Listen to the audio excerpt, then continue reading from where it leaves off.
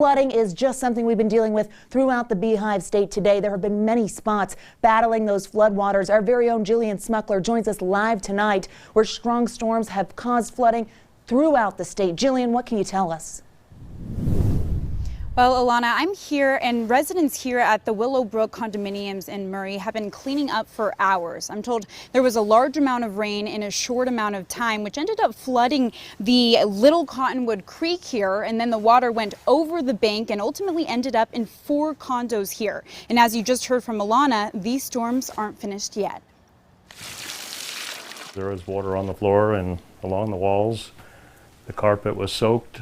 The city of Murray is still reeling from the damage. And in Delta, the heavy rain flooding homes, overwhelming drainage systems, and even forcing schools to close. Long story short, this has been the worst day of my life ever. It'll be all right, bro. We'll get through it. In Harriman, a burst of heavy rain causing basements to flood, destroying everything in its path. They have instruments, all this equipment that is now trashed. Windows burst because the water went down in the windowsills, burst the windows. There's beds, everything down there is ruined. And speaking of damage, down in Iron County, residents are still battling floodwaters that comes with the price tag of thousands of dollars. Insulation under our house is ruined. Our HVAC is ruined under there. I spent about $5,000 on the last flood.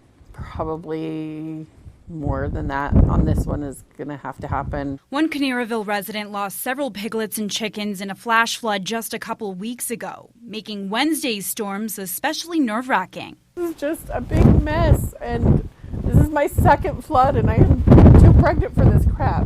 Meanwhile, in Mapleton, fire crews are breathing a sigh of relief as the Ether Hollow burn scar didn't see flash flooding or debris flow. We were lucky, so another good dry run for us to practice, getting people out, our communication, making sure that all those connections are set up well in advance. This is the second time in less than 2 months that residents at the base of the burn scar were forced to evacuate.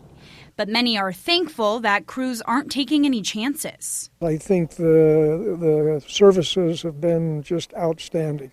The rain is welcome news for those battling the Parley's Canyon fire as it pushed its containment to 80%.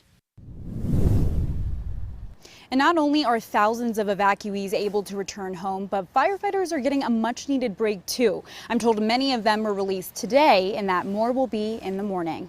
Reporting live in Murray, Jillian Smuckler, ABC4 News.